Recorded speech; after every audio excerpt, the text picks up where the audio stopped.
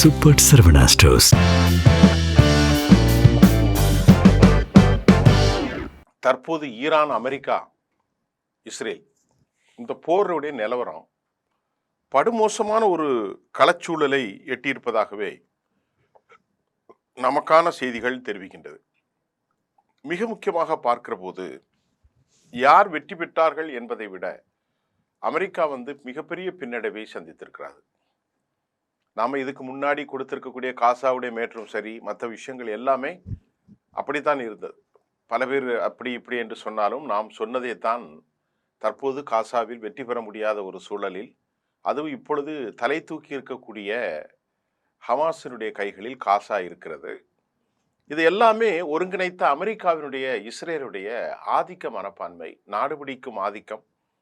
இன்றும் மக்களை மிரட்டி ஏராளமான பணங்களை மத்திய தரைக்கடலிலிருந்து காவு கொள்கிற அமெரிக்காவுடைய திட்டத்திற்கு ஈரான் ஒரு முடிவை கட்டியிருப்பது போல் தெரிகின்றது.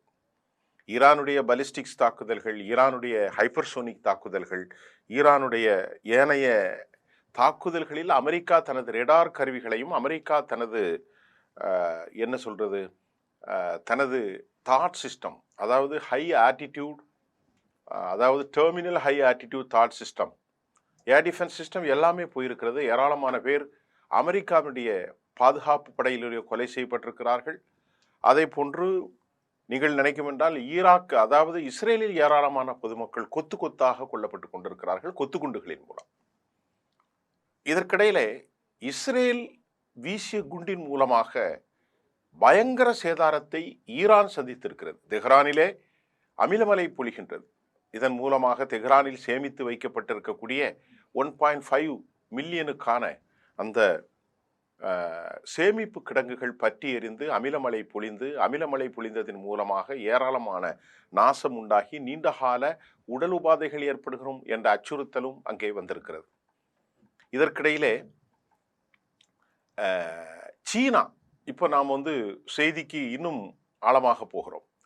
பெய்டு ஆப் மூலம் சீனா ஏற்படுத்திய தாக்கம்தான் அமெரிக்க சிக்னல்களை குழப்பிய நிலையில அமெரிக்காவுடைய air defence system F-16 air strike ஃபைட்டை காலி செய்து விட்டதான் உண்மை அப்படின்னு ஒரு செய்தி வந்திருக்கிறது.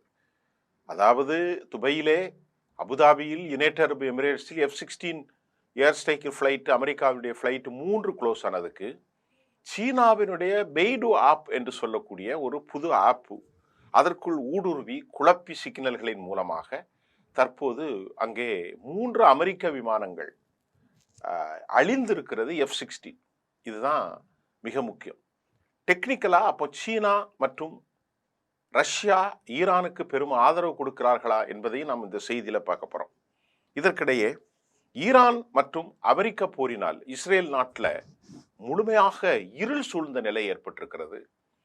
மின்சாரம் ரொம்ப முழுமையாக தடை செய்யப்பட்ட நிலையில் மக்கள் விழிப்பிதுங்கி நிற்கும் நிலையில் மற்றொரு காசாவாக டெல்லவி மாறி இருக்கிறது. மற்றொரு காசாவாக அஸ்கலான், ஹைஃபா மற்றும் செட்டிலர்ஸ் பிளேஸ் எல்லாம் மாறி வருகிறது. குறிப்பா இதற்கு காரணம் பெரும்பாலான ஏர் டிஃபென்ஸ் சிஸ்டம் முழுமையாக ஃபெயிலியர் ஆயிட்டு. இஸ்ரேலில் வாழக்கூடிய மக்கள் தங்கள் தாக்குதல்களில் இருந்து தங்களை காப்பாற்றிக் கொள்ள வழி தேடும் நிலையில் ஈரான் தாக்குதலில் நேற்று ஒரே இடத்தில் 115 பேர் மரணித்திருக்கிறார்கள் அல்லது காயம்பட்டிருக்கிறார்கள். இதன் மூலமாக ஆயிரக்கணக்கில் மக்கள் கொத்து கொத்தாக கொலை செய்யப்பட்டு வருகிறார்கள் இஸ்ரேலில். உலகம் முழுவதும் ஒரு பொருளாதார மந்த நிலைக்கான காரணம் ஈரான் துல்லியமான தாக்குதல்களை எப்படி நடத்துகிறது. செயற்கைக்கோள் படங்கள் தொடர்பிலே அமெரிக்காவுக்கு எதிராக சீனா மற்றும் ரஷ்ய தொழில்நுட்ப சாதனங்கள் வெற்றிகரமாக உதவி செய்யப்படுகிறது என்றுதான் அதாவது ப்ரொஃபசர் இயான் பெசன்ட் ரொம்ப தெளிவாக சுட்டி காட்டுகிறார். அமெரிக்காவிலிருந்து அவர் சொல்கிறார், ப்ரொஃபசர் இயான் பெசன்ட்னுடைய கருத்து, பேராசிரியர் இயான் பெசன்ட் தன் கருத்தில் ஈரான் மீது அணு ஆயுத நிலைகளை தாக்குதல் நடத்த அமெரிக்க இராணுவம் முயன்றால் அது ஒருபோது நடக்காது, அது சாத்தியம் இல்லை என்று சொல்கிறார்.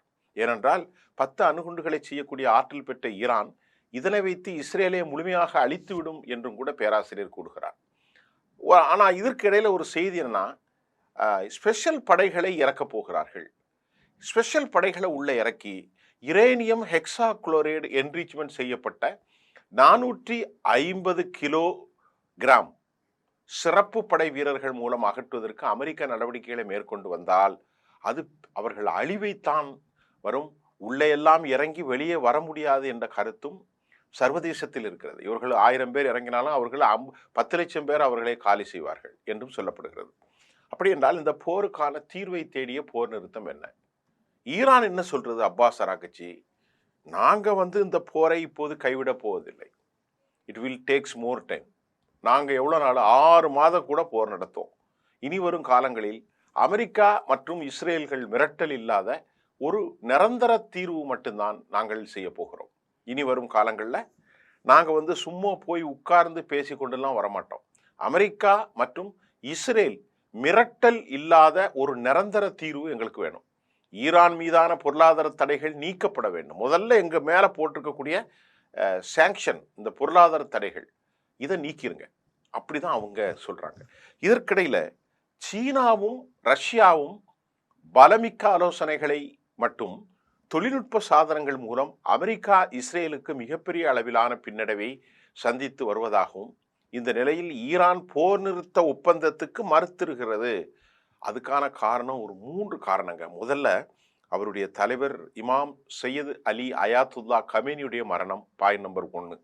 பாயிண்ட் நம்பர் 2, குழந்தைகளை படுகொலை செய்தது அமெரிக்காவுக்கு பெரும் பின்னடைவு.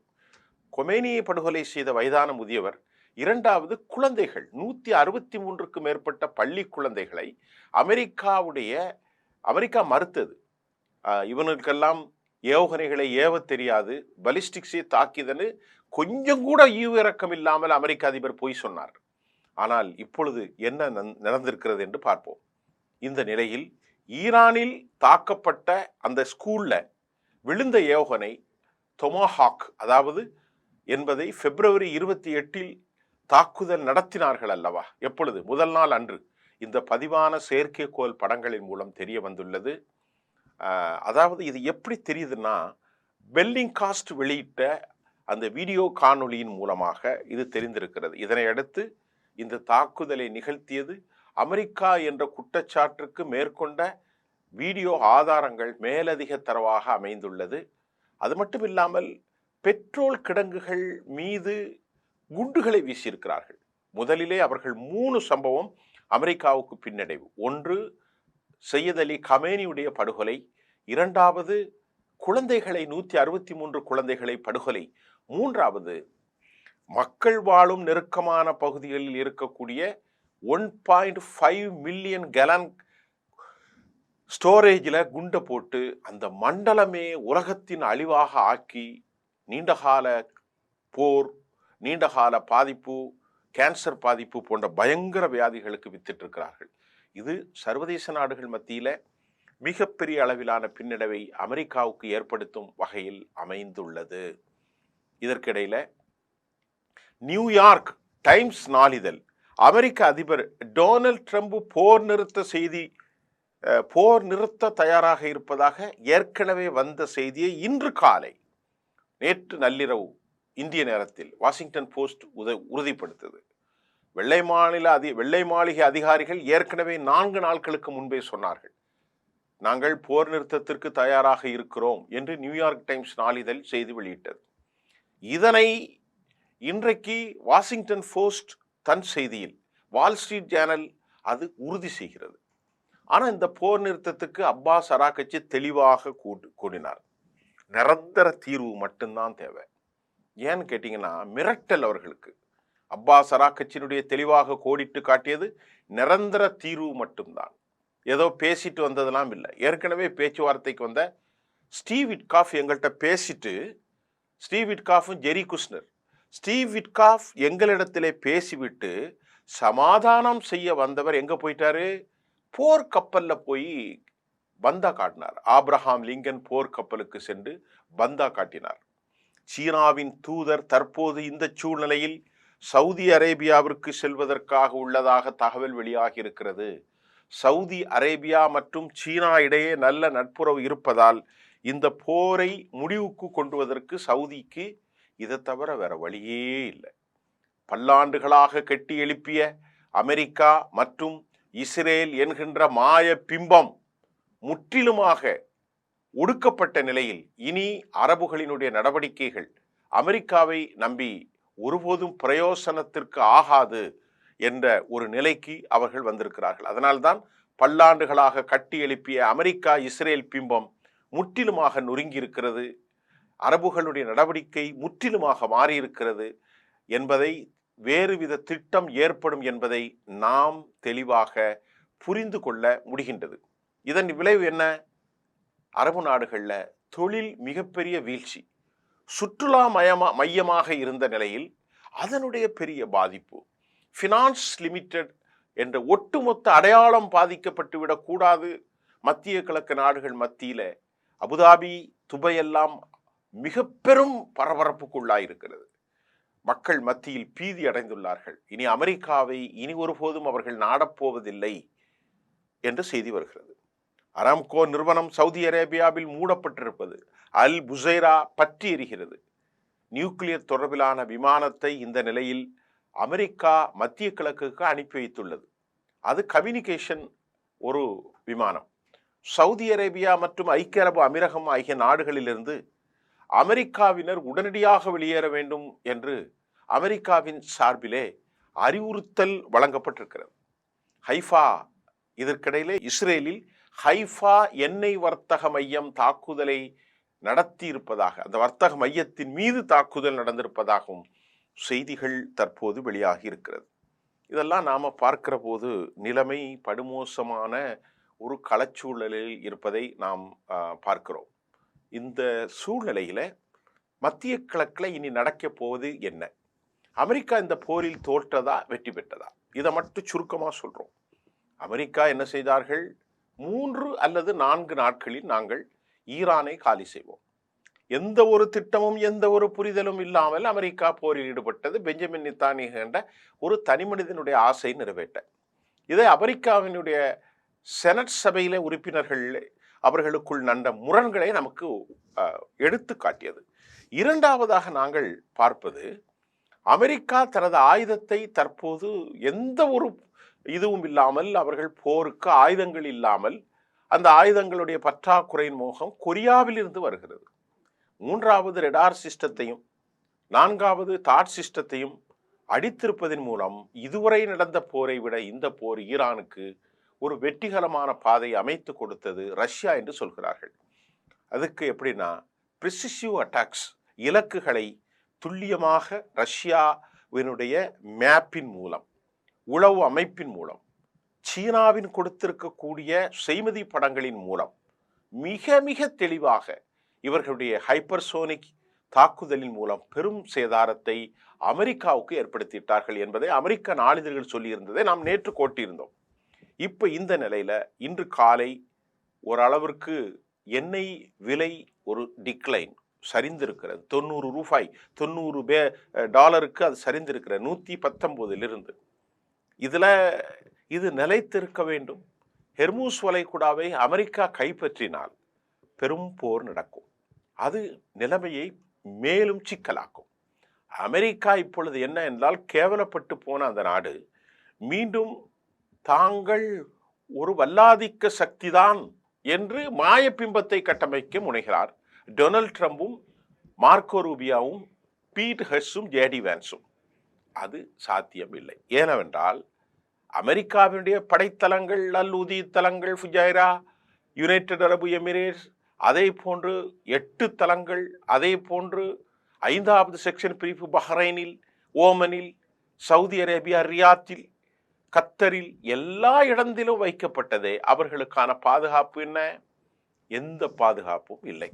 அமெரிக்காவுடைய தாட் சிஸ்டத்தை கொண்டு கொடுத்தார்களே, அமெரிக்காவுடைய பேட்ரியாட்டை கொண்டு நிலைநிறுத்திருந்த போதும், ஜொர்டானின் வழியாக சவுதிக்கு 700 பேட்ரியாட்டை கொடுத்தார்களே, முழுமையாக தனது மனசாட்சியாக யூதர்களை வைத்தார்களே, இன்றைக்கு லட்சோப யூதர்கள் பாதிக்கப்பட்டு பலாயிரக்கணக்கான யூதர்கள் படுகொலை செய்யப்பட்டிருக்கிறார்கள்.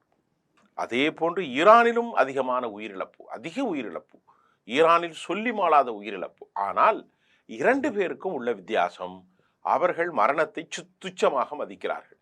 இவர்கள் ஒருவர் இறந்தாலும் பதட்டப்படுவார்கள், அவர்கள் 1 கோடி பேர் இறந்தாலும் பதட்டப்பட மாட்டார்கள். அதுதான் அந்த 2 மக்களுக்கும் உள்ள வித்தியாசம். அதனால இப்போ முஜித்தபா மீண்டும் பதவிக்கு வந்திருக்கிறார். யார் அந்த முஜித்தபா? அவர் அலி கமேனியுடைய மகன். இவர் தற்போது பதவிக்கு வந்த பின்பு அதை நாங்கள் ஏற்றுக்கொள்ள மாட்டோம் என்று அமெரிக்கா உடன்படிக்கிறது. அமெரிக்கா ஏற்றுக்கொள்வதற்கு யார்? ஒரு இறையாண்மை கொண்ட தேசத்தில் ஒருவரை ஏற்றுக்கொள்வது மறுப்பதும் அவர்கள் இஷ்டம். இது அமெரிக்காவுடைய செயல் திட்டத்தின் கீழ் வராது. ஆக இப்படிப்பட்ட ஒரு களச்சூழல், ஒரு கடுமையான சூழல் சென்று கொண்டிருக்கிறது. முழுமையாக 6 மாதங்களுக்கு நாங்கள் போரிட தயார். அந்த அளவிற்கு லட்சம் ட்ரோன்கள், ஒன் வே சூயிசைட் அட்டாக் ஷாஹின் 129, 136, 191 தினமும் 100க்கும் மேற்பட்டவர்களை உற்பத்தி செய்கிறார்கள். நிறைய தொழில்நுட்பம் கொடுக்கப்படுகிறது.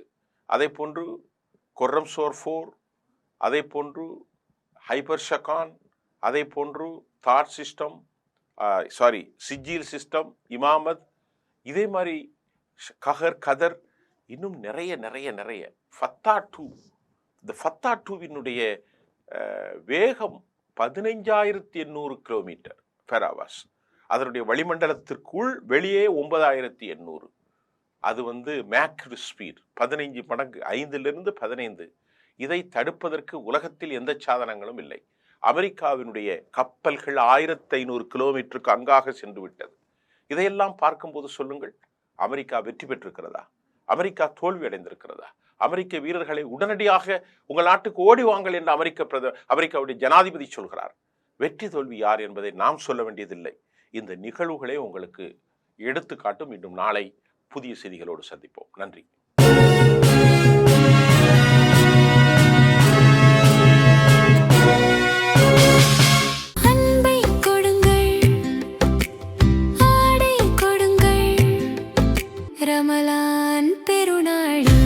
Super Sarvana Stores.